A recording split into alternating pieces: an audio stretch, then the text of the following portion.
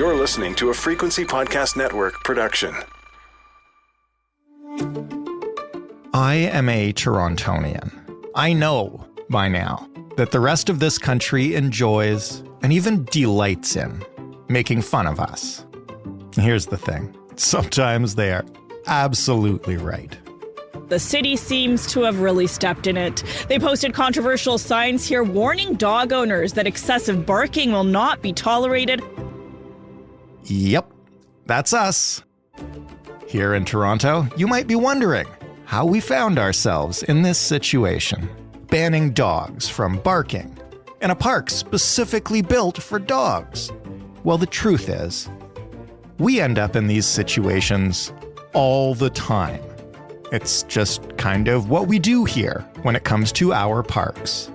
It's not just barking dogs, it's recreational baseball players or beer drinkers, people who might have to pee or maybe need a drink of water, and, on a more serious note, people who have nowhere else to go. Today, we'll take you on a trip through Toronto's public parks. Please, I warn you, respect every sign you see, even if it contradicts a different sign that you've already seen, even if it is as big as a highway billboard. Unless that sign is telling you to do something like enjoy a beer in the park. In that case, the City of Toronto would like to make clear that the sign, which they made and placed there and tells you that you can drink here, is not encouraging you to drink in any way. Got it? Yeah. Sometimes we deserve the jokes. I'm Jordan Heath Rawlings. This is The Big Story. Ben Spurr is a reporter with the Toronto Star's City Hall Bureau, where you must hear an awful lot about parks, Ben. Yeah, it comes up surprisingly often at City Hall, actually, maybe more often than you might think. Well, for people outside of Toronto who might not understand why we're spending a Friday episode talking about parks and bylaws and municipal stuff in the city of Toronto, can you maybe just try to find like a word or two for how you describe the city's approach to parks and communication? I would say it has been frustrating. That is, I think, maybe the word that might come to mind for a lot of Torontonians. The messaging and the kind of handling of public parks by the city has just drawn a lot of confusion and sometimes anger, really, at what seems to be kind of bureaucratic rules around what can and can't happen in parks. I want to start with a great example because this is a long-running story that I guess just kind of wrapped up last week. Can you tell us, please, about the no homers rule? Yeah, so there's a park in the kind of downtown west end of Toronto called the McGregor Playground, which is actually not too far from my home. In this part of the city that used to be mostly industrial, but there's lots of kind of condos going up around there now and mid-rises. And a couple of years ago, it looks like, the city put up a sign in a ballpark that's right next to one of these new mid-rises that lists a whole bunch of rules about basically trying to limit balls flying out of the park and hitting the condo next door. And one of those rules is no home runs allowed. So that went up a couple of years ago, and it's one of those things that maybe people didn't notice too much, or the people who were playing in the park every day saw and maybe disregarded or whatever. But just recently, someone who I think had just started playing there on a local rec league team, tweeted or posted a photo of the sign, and it quickly went viral and just kind of had a lot of people asking, why is the city trying to ban home runs in a ballpark? And actually, our producer, Joe, plays baseball in that park and says they will get on you if you're not following the rules, and municipal bylaw officers will be called. So that's an interesting note. Like I talked to some of the rec league organizers there, and I talked to some of the condo dwellers there who told me that things weren't exactly, it wasn't a sort of running battle between the two groups, and the softball organizers who play there said that they'd kind of come to a truce with the neighbors. But that's good. I love the image of a bylaw officer sitting in left field there, just waiting for balls to go over and give someone a ticket. I don't know if that's ever actually happened, but certainly paints a picture. And this would be one thing if it was a one-off thing. The reason we're talking about this is because of the general communication. So I'm asking you for one more. Tell us about the dog park, please. Yeah, this was a park that, again, is actually kind of more central in the city. So there had been apparently some complaints about loud dogs, I guess, in this park. In the dog park, the park for dogs. In the dog park, yeah. And the city actually erected a sign that said that there was no loud barking allowed in the park, which again confused people, just because I think even more confusing than the no homers sign, because how do you stop your dog from barking? I don't have a dog, but I imagine that's pretty hard, especially in a dog park. And as with the no home run rule, as soon as kind of attention got called to the dog barking issue, the city pretty quickly removed the sign. I think we actually sent a reporter there to look into this story. And as they were approaching the sign, some city employees came over and removed it. The same thing happened with the home run sign. I went and looked at it in the morning, and then later that day I came back and the city had taped over it. So as soon as there's attention put to these kind of bizarre rules, it seems like the city is willing to backtrack and reconsider.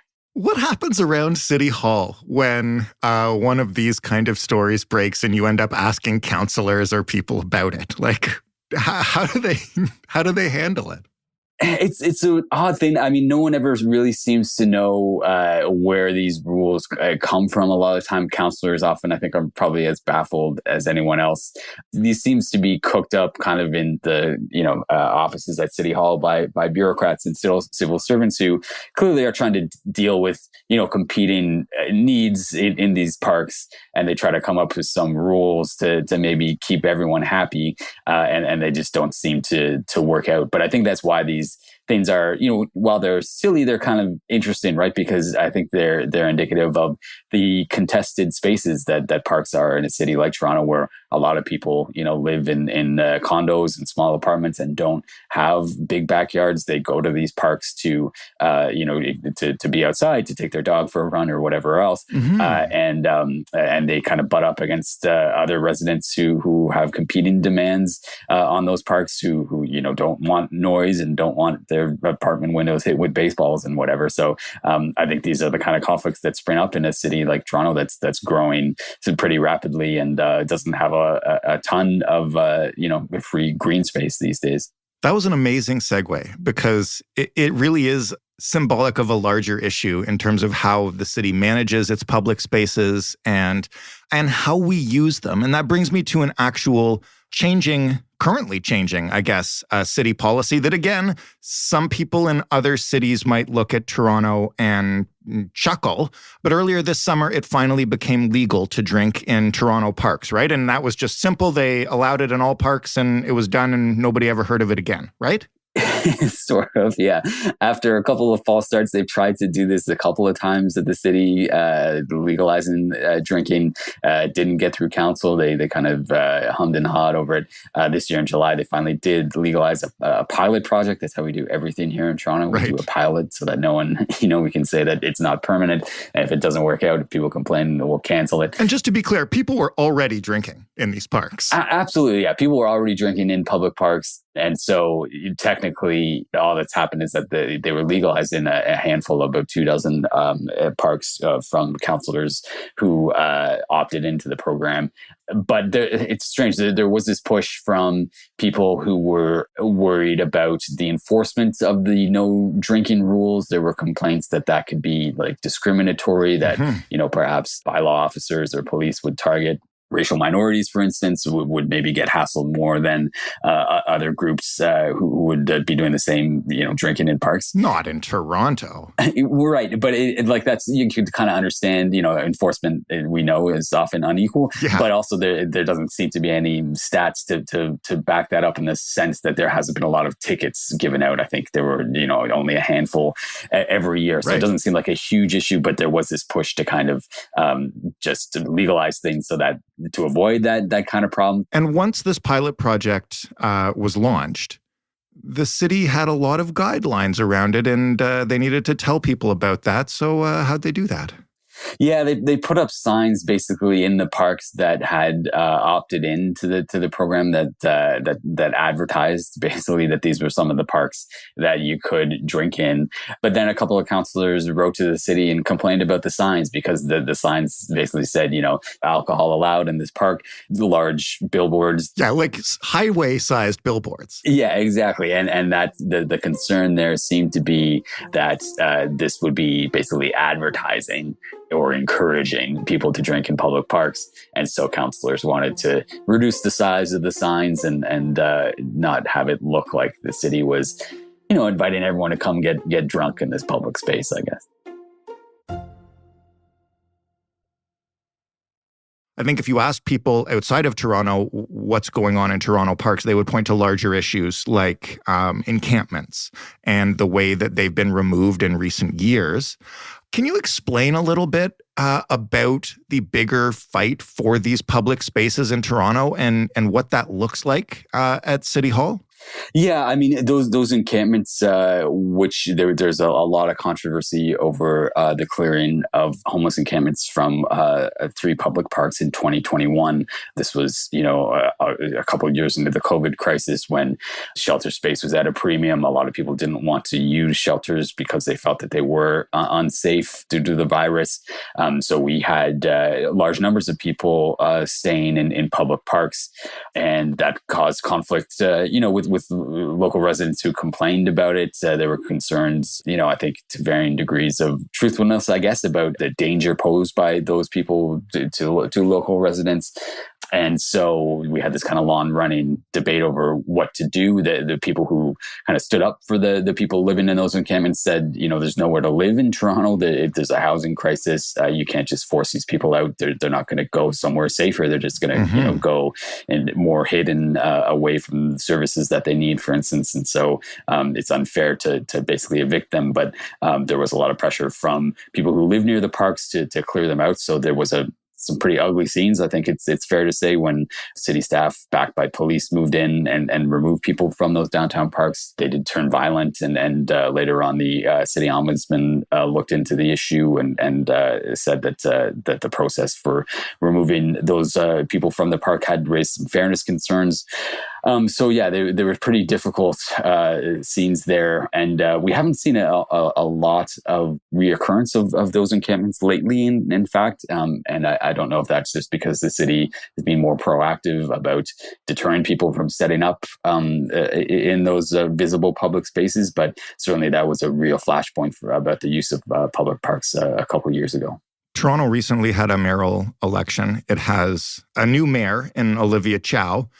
How might that change the city's approach to public space and how it's used? And what, if anything, has the new mayor said about that? So to be fair, I think the idea of parks alone was not a major election issue in June when the mayor ran. Right. However, there was this idea that kind of started to percolate near the end of the former mayor, John Tory's term, about services in public parks. There was just this issue of water fountains and public washrooms not being open during the warm summer months. It would take weeks for city staff to go around to all the parks and activate the washrooms and the drinking fountains. And, with the weather heating up and during COVID, a lot of people spending a lot of time outside, there was mounting frustration over that. And it seems like a small issue, and maybe people outside of Toronto might not understand why that kind of became a controversy, but just seemed to speak to, I think, wider concerns that Torontonians have about the state of the city and the quality of public services that they pay for. Toronto's a really expensive city to live in. You would hope that just kind of the basic things that you pay your taxes toward, the city could do competently. And I think there was a growing frustration that park services served as a symbol for. During the election campaign, the eventual winner, Olivia Chow, she had an editorial board interview at the Toronto Star and actually talked about how she felt that there was a kind of broken conduit, was the term she used, between city staff and the public. She seemed to be saying that the city staff weren't really serving the public very well. And I thought that was kind of interesting because, she's a left-leaning mayor with lots of ties historically to, public sector workers and public sector unions. So to kind of hear her say that there's this kind of the city staff needs to do a bit better was pretty notable. But she did also speak out against the encampment clearance. She said that when you're removing people from a public park, it doesn't deal with the homelessness problem. They just move from park to park, go to subways or streetcars or on street corners or into ravines where people can't see them. They're out of sight, but they're still there and still in dire need. So she's moved on that front to free up shelter spaces, which is related to a whole other issue around refugee claimants coming to Toronto. Right. And she's kind of tried to bolster funding for that sector. But she hasn't, as of yet, kind of made parks a central theme of her young mayoralty. She's kind of got a bunch of other stuff to deal with, namely a massive budget shortfall that the city's facing. Oh, it's not the number one issue on anybody's list, except mine today, I guess. Leaving aside the issue of encampments, which, as you point out, is part of a much bigger problem, for stuff like the baseball and the dog park and even the drinking in public, how much of it is actually people making bad choices on policy and how much of it is just like bad communication? Because there's like a long list, as you mentioned, of things that you can't do in that park. And a lot of them are things that would naturally keep the balls from hitting the windows, like, no aluminum bats or no hard balls. And instead you must play softball, which is, not that unusual. But then you drop a no homers in there and all of a sudden you're the object of ridicule instead of just doing some simple things to protect the apartment buildings. Yeah. Again, I think it is bad communication, but I think you can kind of understand the motivation or see where the motivation comes from. It seems like someone there is trying to just draw up a list of rules that will, whether or not they're enforced, whether or not there's a bylaw officer standing there trying to knock down balls from hitting the condo, that the city can kind of cover their butt, so to speak, right? And say, we instituted these rules. We told them not to hit a homer. We told them not to do this. So therefore, if you're a condo resident who's been complaining to the local councillor, for instance, or complaining to the city, the city can say, look, we took these steps. And I think that's kind of a similar issue with the complaints about the signs about alcohol drinking in parks and just more generally about the issue of drinking in parks. Like, it's this kind of thing where obviously we've all kind of as a society agreed that it's probably fine to have a couple of beers or a glass of wine in a park because everybody has been doing it or many people have been doing it for many years. But to have a city councillor stand up and say, yes, I'm going to vote for that, that gives that city councillor a bit of potential risk, right? Because that means that if you're living next to one of the beautiful parks in downtown Toronto and one night there's a rowdy group of teenagers or something who are drinking and throwing garbage everywhere and causing a disturbance, then you're going to call your councillor and say, hey, you voted for that. Right. Even though, that might have happened whether or not drinking in parks were legal or not.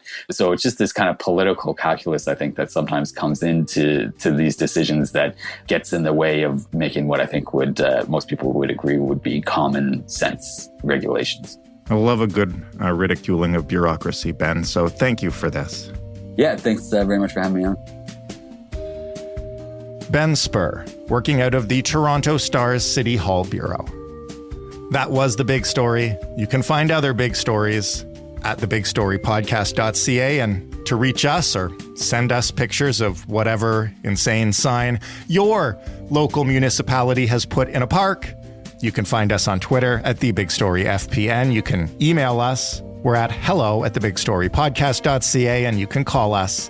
We are at 416-935-5935. You can leave us a voicemail. Joseph Fish is the lead producer of The Big Story. Robin Simon is also a producer on the show. Stephanie Phillips is our showrunner. Sound design this week was handled by Ryan Clark. Mary Jubrin is our digital editor. Diana Kay is our business development manager. I am your host and executive producer, Jordan Heath Rawlings. Thank you so much for listening. Have a wonderful weekend, and we'll talk Monday.